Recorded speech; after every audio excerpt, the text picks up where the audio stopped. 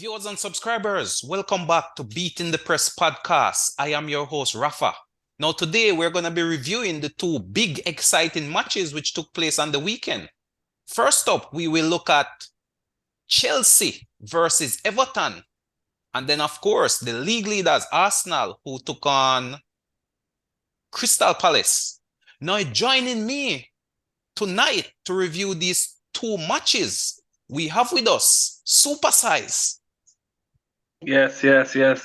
But by the man, popular demand. We have also joining us Leon. Greetings, viewers and subscribers. And also present on the platform, we have Sugar Belly. Greetings, viewers and subscribers. Glad to be back, Yes, indeed. Another exciting weekend is behind us. A weekend filled with thrills and spills. And we'll be looking at both games going forward. Now, Supah Size, talk to us. Chelsea versus Everton. How did you see that one? In the last podcast that we had, the pre-match, we spoke about the midfield. I think that it was eventually what it came down to, the midfield in the Chelsea game. We saw where the core, just a quick overview. The core scored and gave an assist. This is a midfielder. Next KDB, maybe, but not. But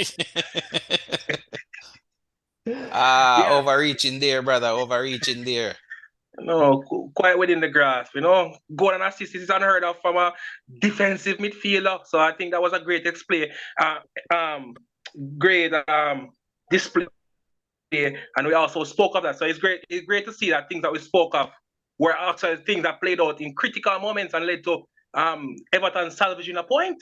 Yes, indeed. I did predict a scoring draw at that, and so said, so done. In fact, this one I had predicted 1-1, but they took it a bit further where this one ended 2-2. I thought Everton would have had enough steel, enough grit, enough determination to at least salvage a point. Leon, how did you see this one? I think it would be it's a disappointing result for Chelsea for sure. I thought they were catching a little form, and I think Everton will be satisfied with the point. I think we knew what Everton was going to come there to do. It's a Sean Dyche's team, so it was all up to Potter's men to do the work at Stamford Bridge, and knowing that Chelsea is a team with European pedigree. I think the past results they would expect much more from this match, but that's just a slight overview.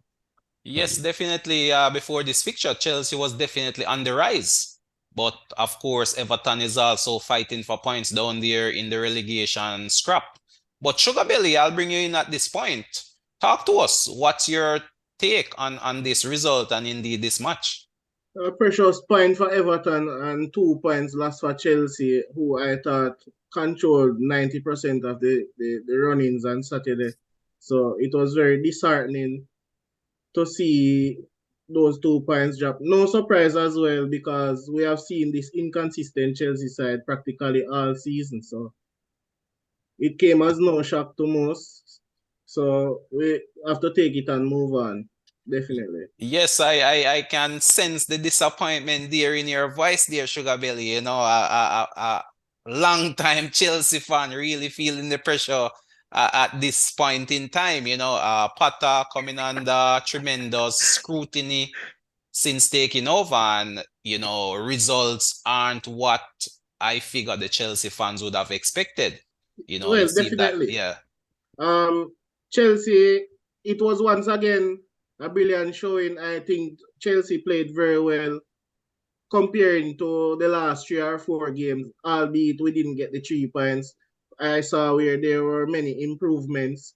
Koulibaly, especially, who I think had turned the corner, turning up suspect once again on the day. So these individual errors seem to keep creeping in, and that's costing Chelsea a lot at the moment. So yes, that striker Sims made him look like a cone on that equalizing goal. To be honest, he was like a 16-wheeler truck trying to turn, when Sims was like a little swift, made a quick turn, shoot fire. And Yeah, even, man. of course, the shot, it was somewhat parried by Kepa, but could not keep it out of his net. I don't know why. The- Why is he on the field? Why is Kepa on the field? I thought Mendy was the man of choice. Maybe things like that is that Potter needs to look into. There's a reason why Mendy was starting. Kepa, come on, really joke thing. Shouldn't Yes, even talk. but Supah Size, you can't have an injury keeper starting. I believe Mendy has a No, long-term injury. So that's something for the future, definitely looking at the goalkeeper position there, whether or not Kepa is that long-term solution. But tactically though, Supah Size, I'll bring you back in at this point. How did you see this one tactically? And of course, team selection, you had spoken about Cucurella, who we saw didn't even make the starting 11. And you Cucurella. had also made mention of Chilwell. So how did you see this one in terms of how both teams set up and play a selection to start? Well, I expected Cucurella to play. This goes to show the depth that Chelsea has. That's why I have them for the top running next year for the league. But just to go to tactics, I think Sugar Belly, what I think you always should remember, you were leading the game down to the 9 minutes, so you didn't lose the game in the midfield or the striking department. I think Chelsea needs to really have an honest conversation about the defense. Thiago Silva, Koulibaly, who are these? Who are those? What are those? Come on, at some point we need to look at this and look at it that Chelsea problem has always been they have to have a sturdy defense. Get somebody with sense that can play a sturdy defense. You don't get a person like Koulibaly who is a reject of the Italian league. Come on, Napoli didn't want this man no more. And you just pick up this. I mean, it came down to, no, again, we speak about this, but it's instances. Football is played in instances. That ball that the Corey played to Sims, it's not the first time he's played. Koulibaly should be on his 2 feet. That's a ball that cut out. Simple, man. Put it that way. So, instances like that, you have to go back and say, Chelsea, when I see a sign at 38 or 30, a 40-year-old, how old is Thiago Silva? 52 old. How old is he? I believe he's 38. Yes. Yeah, things like that I question. So I'm not surprised with the disheartenment of Sugar Belly. So questions like that, I feel no remorse for Chelsea. Get better Yes, defenders. strong words there, Supah Size, strong words there, But Leon, what was your take on the tactics and team selection from both teams? Supah Size focused predominantly on the Chelsea team, but what of the Everton team? How did you see Deutsch lining up and to somewhat nullify a Chelsea team at home? Yeah, very good. The Everton lineup, I think it went as what we expect. Calvert-Lewin is missing, so I think he started the Mari Gray up top, which I think is not really an effective use for him because we know like he's very dangerous on the wing. So I think Everton lined up in like a 4-5-1.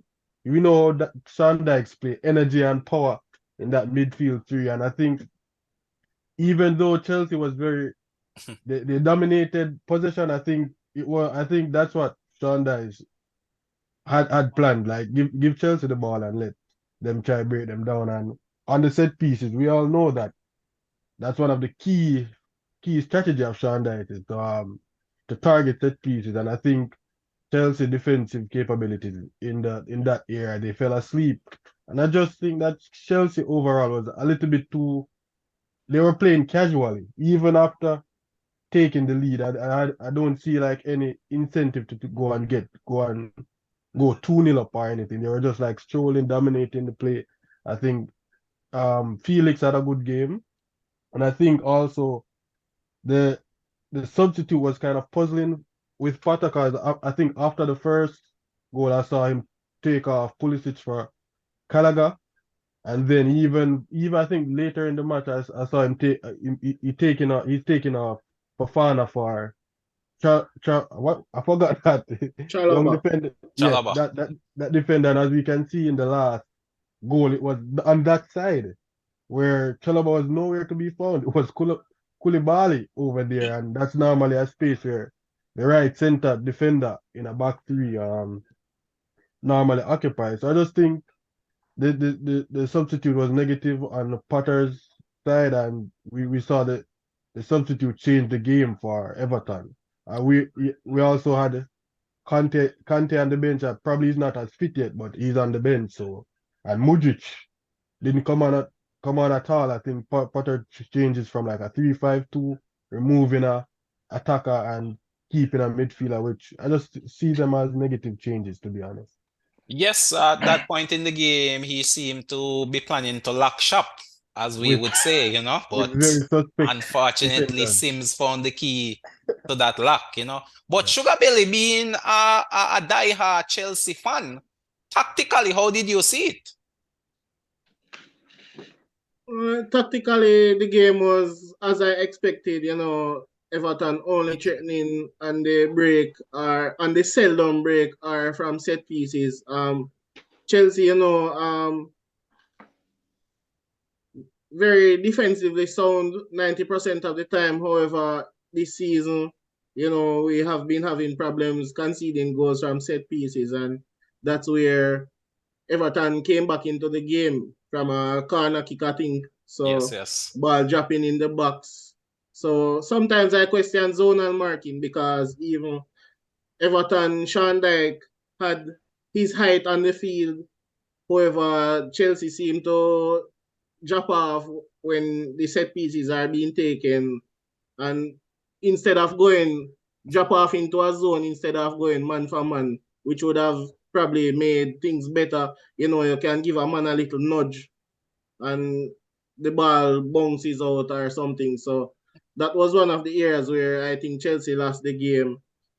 So in terms of the gameplay, Chelsea, as we said, were dominant. I think we had 74% possession in the first half. That's the highest in the league this season. So it's very disheartening to see that with all this possession, we came away with 1 point. It feels like zero in reality, but we move on. Yes, we move indeed. We move indeed. And what, for me personally, what stood out was the physicality, you know, the difference in physicality. We can see that Chelsea has the soft underbelly. Even in the dying moments when I believe Chelsea got 3 consecutive corners, you could see even Kai Havertz shying away from headers as he was almost bullied off the ball. So the physical play of Everton, I think, took a real toll on the Chelsea players. You know, I think they need to toughen up a bit and come with a bit more physicality, a bit more fight, a bit more firmness. But we move indeed. And of course, let's now pivot somewhat to looking at Arsenal running away 4-1 winners over Crystal Palace. Supah Size. Talk to us about that one. League leaders Arsenal opening up an 8-point gap at the top of the table. Well, when he speaks about the Arsenal that I predicted from the first podcast to win the league in stunning fashion, this surprised me. I predicted a 3-0 win, right? Yes, yes. 3-0 win. So I was on the right course. So it's safe to say, Definitely. all right, let's do an overview. Arsenal, exquisite ball game. Movement is sublime.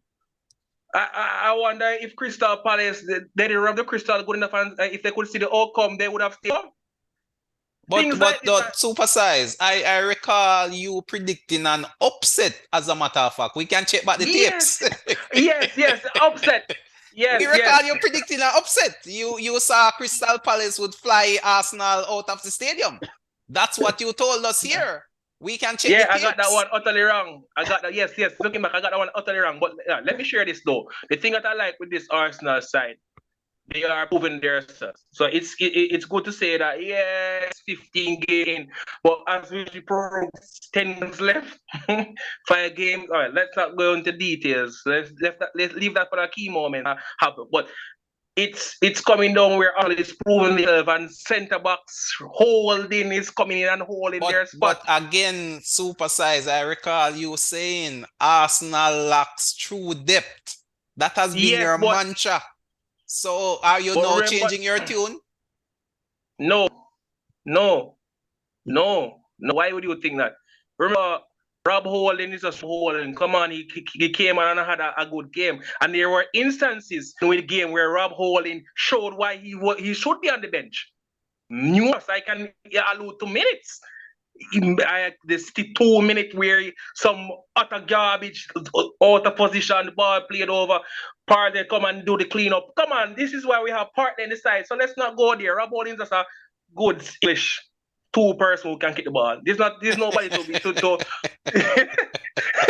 I mean, let's not be overly. I just predicted a loss because I wanted them to have a fist in the face, a wake-up call, but it seems that they're pressing on for victory. And as I predicted in the first podcast, a win. A title grab Arsenal. Admits of all of this goal scoring by Haaland.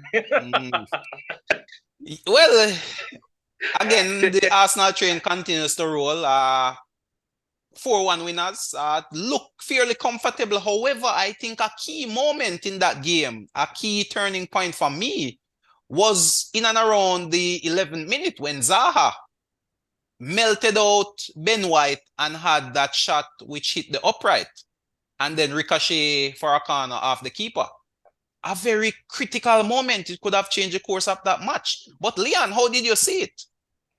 I think Arsenal is just a well-oiled machine at this point, and everything is going for them because easily that goal could have hit Ramsdale and back into the net. Own goal. That is it.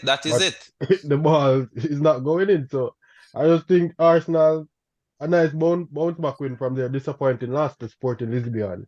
And they're just showing character at this point. They seem like a side that is gonna win every match, and most of their opponents seems like they're playing with like 9-10 players that they can't get out of the press that Arsenal is using. And I just think that this match is all probably came at a wrong point for Crystal Palace because they lost their manager. Yes. So they're playing with a substitute manager and playing against an Arsenal that had something to prove from midweek.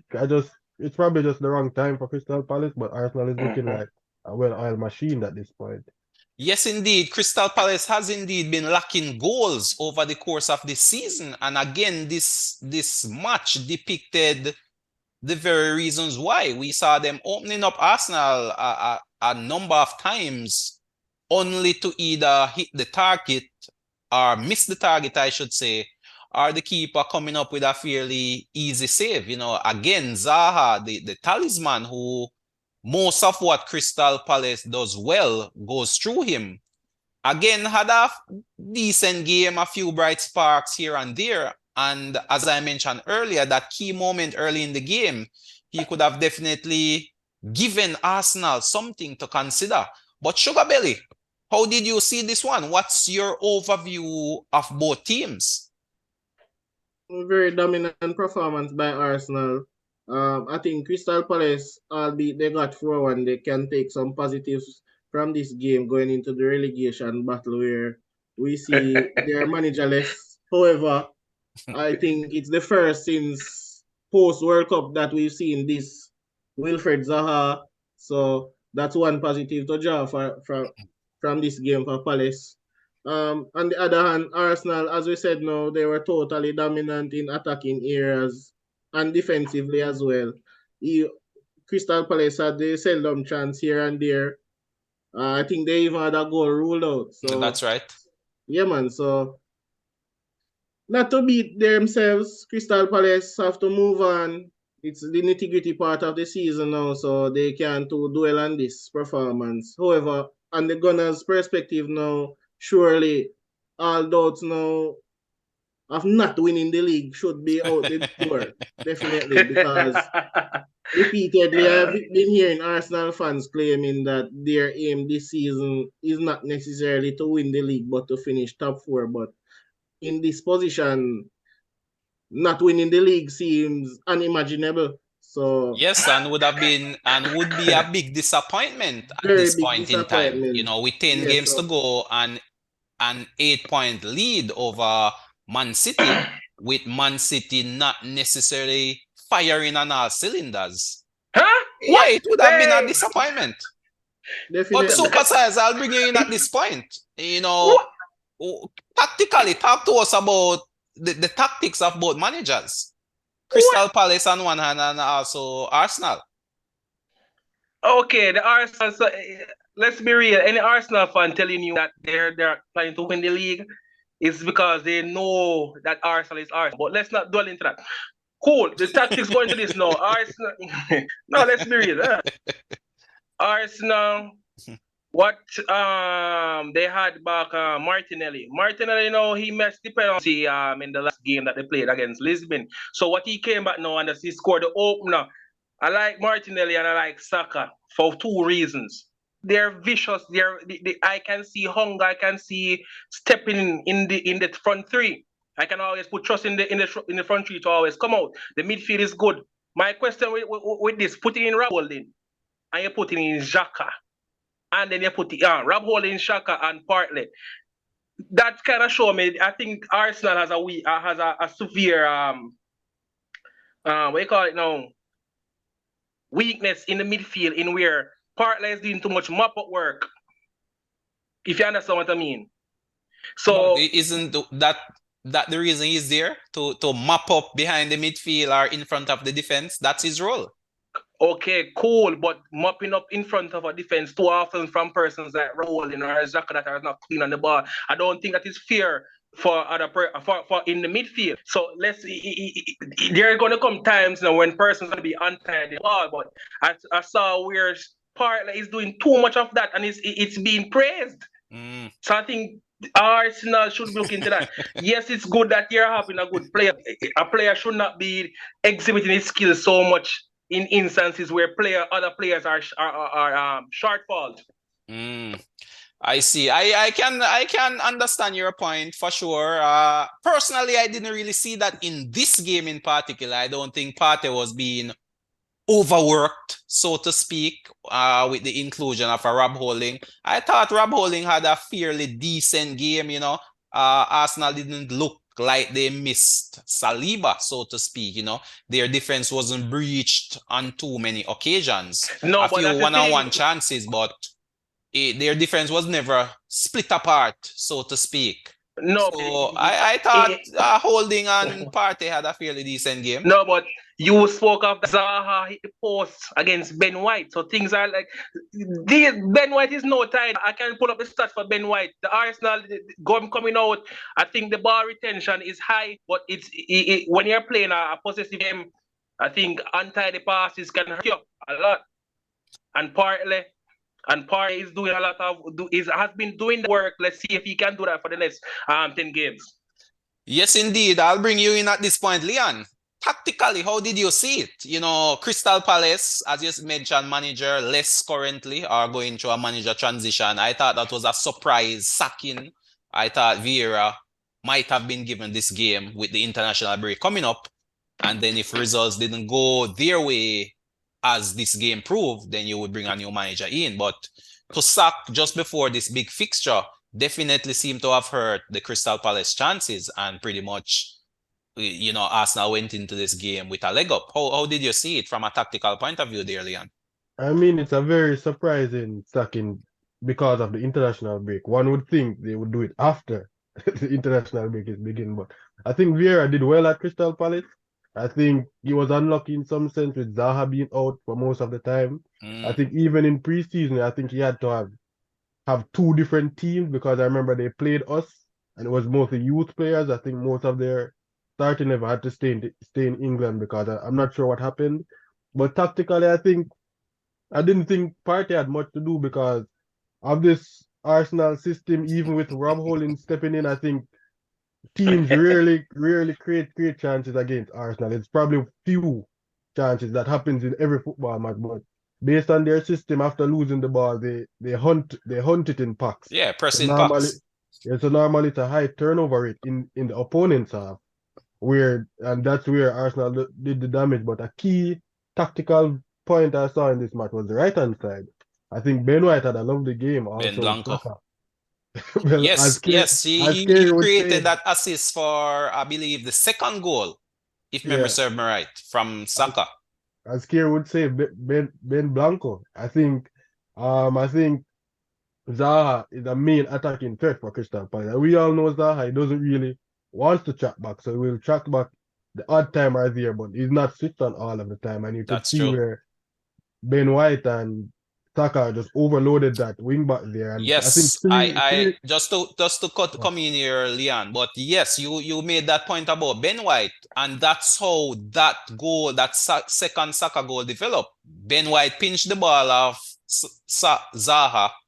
Zaha didn't trap back, and that led to a 2v1 on that side of the field, which Ben White then slipped in Saka, who pretty much just passed it past this inexperienced keeper as well. I So think that's a very vital point you raised there. I think three of the goals came from that side, to be honest, and I just Mm, think that they just took advantage of that. They just took advantage of Saka of Zaha not tracking back, and that's where they found all their joy. And once Arsenal scores one, then it's going to be a problem because Crystal Palace has to come out to play now. They can't sit back, and then they just pick them apart. Odegaard getting the ball a lot, passing to Party spraying out to Saka. Zivzenko, I don't know where that man plays, to be honest, but he's not a left back. And to start dropping in the midfield, it's just, as we said, it's just a well-oiled well-oiled machine. machine. And the 8 points is massive because, as we can see, Holland starts with the madness again. So every point, every point at this point is very good. Very critical points there, Leon. But Sugar Belly, how did you see this one tactically? Is there anything to add? Well, for me, it would have been the fluidity of this current Arsenal since post Nketiah. I think Trossard has come in and done a wonderful job. I would go as far as to say that he's taking a claim for one of the signings of the season. Indeed, At indeed. 25 million, 6 assists already. A wonderful assist to Xhaka for the fourth goal. Was it? No, I think it was the third goal that one was. So it's very brilliant. He's been a revelation for them. He has allowed them to be more flexible up front.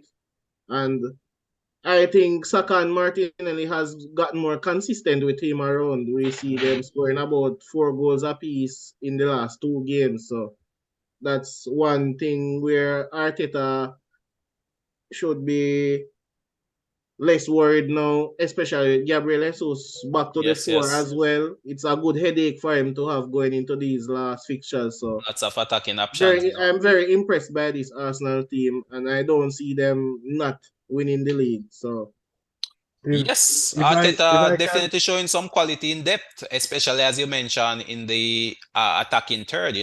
This argument about uh, lack of quality depth seem to be dead. yes, if I I can think add, early in the season, Arsenal showed that we were questioning Arteta whether or not he has this depth because he wasn't making the changes. But I think even since the knockout stages of the Europa League and so forth, we see players who are on the fringes like Vieira coming in, Reece Nelson, one of them who I think has won 6 points basically single-handedly for them this season off the bench. Mhm. So I Tierney think got a run out to the yes. last match as if I well. if I can And if I Smith can Rowe add as well, something, we see coming back from injury, playing a couple of minutes, So he'll be very instrumental in this final running for the Gunners. So everybody seems to be playing their part now, and that's what's mostly dangerous about this Arsenal team because they have this element of surprise with these players coming in off the bench as we speak. Attacking players. Sugar Belly. Not yeah, all the players you have mentioned, all these are attacking players. If partly and Xhaka they have a bad game, Arsenal loses the game. We all know this. No, they have Jorginho in the midfield, so Really? yeah, Georgino? Georgino? definitely. Jorginho has Really? come in and played. I Yes, haven't I seen him understand play that. a bad match in Arsenal colours.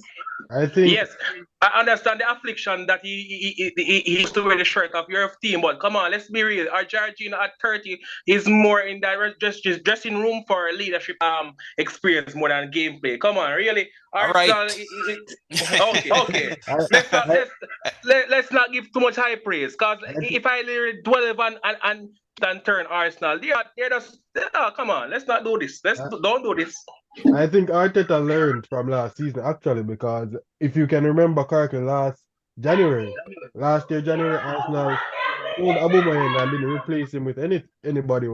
While we see with Spurs they signed Kulusevski and I think was Bentancur, and they beat Arsenal for the fourth place. So with these summer signings, these January signings for Arsenal, I think they have the necessary depth, not the true depth as Super would say, but I think it's necessary. And I think Jorginho has been excellent, even though I didn't agree with the signing. But I think he did a job while Partey was out, and Arsenal is just answering every question at this point. Yes, indeed. Definitely an interesting point there. But I'll just go around the table, gents, and give me your final word, a quick final word, as we don't have much time left in this podcast. So, Supah Size, what's your final word on the weekend's action? All right, it was good to see Chelsea is a good mid-table clash, 10 versus 15, good mid-table clash. But to get down to what I really want to get down to, Arsenal now. Let me explain something to you, to the table, to the panelists. It's good to have a striker that scored 30 goals or 40 goals, but when your goal is evenly distributed among your team, I think that is better, and that has been shown with Arsenal. Martinelli and Saka has scored goals among themselves. That is only PSG, and we know that expensive front three that they have done this. So I think that goes further than having one man scoring one goal. And I think the fourth goal just exemplifies what Arteta has doing at Arsenal, in which the fourth goal, the left back got the ball. Whoever got the ball on the left side, the instinct to cut the ball back to know where he was. That is perfect drilling. So things like that, I have faith in Arsenal to win the league. But let's be real and let's be factual. It's Arsenal, so let's not get head over heels. We could just walk ourselves a cliff. As you know, the next 10 games for Arsenal is against heavy hitters. The next 10 games against Liverpool, City, Newcastle, all the way. So Arsenal, it's time to roll the punches. So when I talk about true depth, I know I speak up. Yeah. All right, Supah Size. Thanks for that final word there. I'll give Leon a minute. Final word there, Leon. I think this week was okay matches, and I think what Supah is saying with it's better to share the goals. I think there's not one way to play football. It's just whatever works for you. And so we see some teams with shared goals is performing well, while some in the past a striker with 20 goals. That's what most teams are seeming to search for. Even Liverpool with that Darwin Núñez, 100 million signing. I just think there's not one way to play football, whether you want to have it shared or not. And I don't think we're falling head over heels for Arsenal. I just think we belittle them when they're not doing well for many years. So the fact that they're showing some grit, I just think they deserve the praise. Yes, indeed. Yes, indeed. And for you, dear Sugar Belly, what's your final word on this week's action? Arsenal continue to show the mark of true champions. I think they will go all the way. Chelsea, however, need to get rid of the inconsistencies. Champions League, I guess they're looking forward to that, not so much to the Premier League. So basically, contrasting for both teams, Arsenal on the up, Chelsea, I guess, just starting from scratch. So that's it for the season for me, for Chelsea, to be honest. Well, there you have it, viewers and subscribers. Thank you again for tuning in with us. I'd just like to ask you and encourage you to continue to share the podcast so we can grow it. Share, like, comment, and subscribe. I'd just also like to thank Supah Size, Leon, and Sugar Belly for coming on and sharing their profound thoughts and opinions with us. So until next time, this is Rafa signing off.